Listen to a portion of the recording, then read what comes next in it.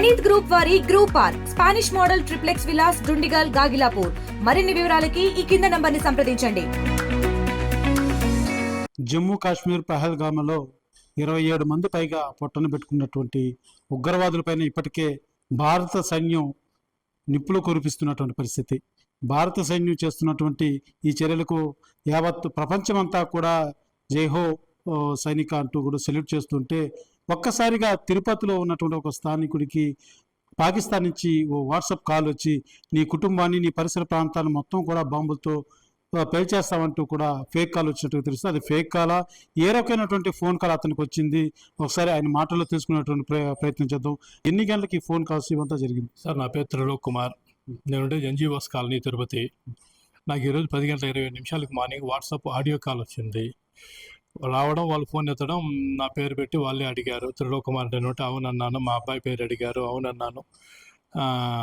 మీ అబ్బాయి ఇప్పుడు ఎక్కడ ఉన్నారన్నట్టు కొంచెం దబాయిచ్చినట్టు అడిగారు. టక్క నేను ఫోన్ చూసుకున్న డిస్ప్లేలో చూస్తే పాకిస్తాన్ ఉంది. ఈ డిజిటల్ అరెస్ట్లు అవి ఇవి ఉంటాయని చెప్పి కొద్దిగా అవేర్నెస్ ఉంది. అదేమో అనుకున్నాను ఫస్ట్. ఆ తర్వాత నేను అసలు నువ్వు ఎవడు, నీకేం కావాలంటే నేను ఏదో ఆఫీసర్ అంటూ చెప్పాడు. ఆ తర్వాత నేను గట్టిగా తిరుక్కోవడంతో అసలు నీకేం కావాలని చెప్పని మాట్లాడడంతో అతను ఇంకో 5 నిమిషాల్లో మీ చుట్టుపక్కల అంతా బాంబులు వేసి పేల్ చేస్తామని చెప్పడం జరిగింది. అందుకని చెప్పి నేను కూడా వెంటనే ఇది పాకిస్తాన్ వాళ్ళ చర్య అనే అర్థ విషయం అయితే నేను కూడా గట్టిగా చెప్పాను. కల్ రాత్ ఆప్గా నో బేచా మేబీ క్యా హువా రే సౌలో గయానా అని చెప్పి నేను కూడా కొంచెం అతనితో గట్టిగానే తిరుక్కొని మాట్లాడాను.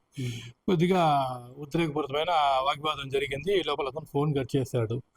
సరే, ఇదేదో ఫేక్ కాల్ ఆక్తాయి చర్య అనుకునేసి వదిలేసి ఉండేవాడిని. కానీ అతను వరుస పెట్టి కుటుంబ సభ్యుల పేర్లు అందరూ చెప్పడంతో నాకు కొంచెం డౌట్ వేసి, ఎందుకన్నా మంచిది ఇది ముందు మన గవర్నమెంట్కి తెలియజేయాలని చెప్పి 100కి ఫోన్ చేసి వాళ్ళకి వివరాలన్నీ చెప్పడం జరిగింది. వెంటనే నాకు అలిపిరి నుంచి ఎస్ఐ గారు కానీ, సిఐ గారు కానీ, కానిస్టేబుల్ వారు కానీ మొత్తం వచ్చి డీటెయిల్స్ అన్నీ తీసుకొని దర్యాప్తు మొదలు పెడతామని చెప్పారు. ఏం లేదు, ఇప్పుడు మన ఒక యుద్ధంలో ఉన్నాము. ఇలాంటి కాల్స్ ఏదొచ్చినా ఫస్ట్ ఆఫ్ ఆల్ ధైర్యంగా ఉండాలి, భయపడకూడదు.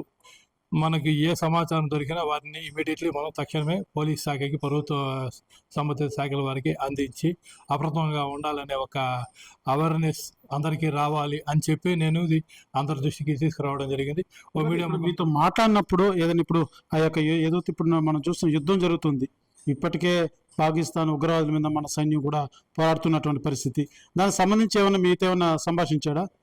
అలాంటివి ఏం లేదండి, అలాంటివి ఏం సంభవించలేదు. నాకు ఇక్కడ ప్రాబ్లం అంటే ఎక్కడో పాకిస్తాన్లో బాంబు పడింది. తిరుపతి టెంపుల్ సిటీకి మరి బెదిరింపు కాల్ రావడం, పైగా అతను నా కుటుంబ సభ్యుల పేర్లంతా చెప్పడం, ఆంధ్ర పేర్లు చెప్పాడు. అక్కడ నాకు కొంచెం ఫంక్ అయ్యాను. అంటే ఫంక్ అయ్యానంటే నన్ను నా ప్రభుత్వం కాపాడలేదు, నా కుటుంబాన్ని కాపాడలేదన్న భయం లేదు.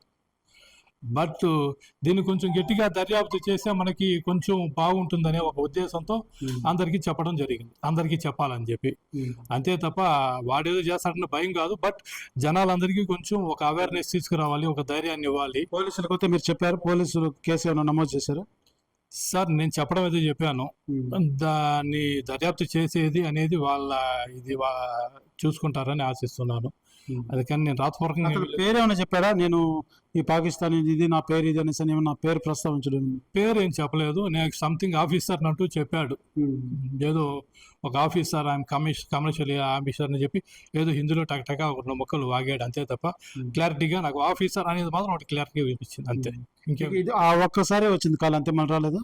మళ్ళీ రాలేదండి. ఎందుకంటే మనం గట్టిగా తీటుగా ఎదుర్కొన్నాం కదా మన జవాన్లు. అక్కడ కుటుంబ సభ్యులతో పేర్లతో పాటు తిరుపతి సిటీ గురించి ఏమన్నా టాపిక్ మాట్లాడడం కానీ, బెదిరించడం కానీ అలాంటివి ఏం జరగలేదు సార్. అతను కరెక్ట్గా నా పేరు, నా కుటుంబ సభ్యుల పేరు చెప్పడమే నాకు కొంచెం ఇక్కడ దీనికి కొంచెం సీరియస్ గా. నెంబర్ ఏది, ఎన్ని గంటలకు వచ్చింది, ఒకసారి నెంబర్ చూపిస్తారు? కేవలం అంతా కలిపి 1 నిమిషం పాటునే ఇవన్నీ జరిగింది, ఎక్కువసేపు జరగలేదు. 1 నిమిషం పాటునే జరిగింది. ఇది ఈ నెంబరే, వాట్సాప్ కాల్ ద్వారా వచ్చింది, వాట్సాప్ ఆడియో కాల్. చూస్తున్న ఏదైతే తిరుపతి ఎన్జిఓస్ కాలనీకి సంబంధించినటువంటి త్రిలోక్ కుమార్ ఇతని పేరు, ఇతనికి ఒక వాట్సాప్ కాల్ వచ్చింది. ఆ వాట్సాప్ కాల్ చేసినటువంటి వ్యక్తి, పాకిస్తాన్ నుంచి చేస్తున్నాను, అంటూ ఇతనితో సంభాషిస్తూనే ఇతని పేరు అతని కుటుంబ సభ్యులందరి పేరు చెప్పి నువ్వు ఉన్న ప్రాంతాన్ని నీ చుట్టూ ఉన్నటువంటి ఏరియానంతా కూడా బాంబులతో పేల్చేస్తామంటూ కూడా బెదిరించడం జరిగింది. అయితే ఈ నేపథ్యంలోనే ఇతను కూడా ఎవరైతే త్రిలోక్ కుమార్ కూడా గట్టిగా సమాధానం చెప్పాడు. ఇప్పటికే పాకిస్తాన్ మీద నా ప్రభుత్వం, నా భారతదేశం ఇప్పటికే యుద్ధం ప్రకటించింది, నువ్వేం చేస్తావంటూ కూడా అతను గట్టిగా వాదించడంతో అతను తడబాటై తర్వాత ఫోన్ పెట్టేసినట్టుగా తెలుస్తుంది. అయితే ఇతనైతే ఎవరైతే త్రిలోక్ కుమార్ వెంటనే పోలీసులకు సమాచారం ఇచ్చాడు. పోలీసు సమాచారం ఇచ్చి ఈ విధంగా నాకు బెదిరింపు కాల్ వచ్చింది అంటూ ఆ నెంబర్ ఏదైతే వచ్చిందో ఆ నెంబర్ చూసి ఇది పాకిస్తాన్ అంటూ కూడా అది ఒక ట్రూ కాలర్ లో కూడా పడడంతో ముఖ్యంగా ఇతని కుటుంబ సభ్యుల పేర్లన్నీ కూడా అతను ప్రస్తావించడంతో ఒక ఇంత భయాందోళన కూడా లోనైనటువంటి పరిస్థితి. అది వెంటనే పోలీసులు అయితే ఈ యొక్క కేసు సంబంధించి వివరాలు తీసుకొని పూర్తిగా దర్యాప్తు చేపట్టే దిశగా అయితే పోలీసులు ఉన్నారని చెప్పాలి.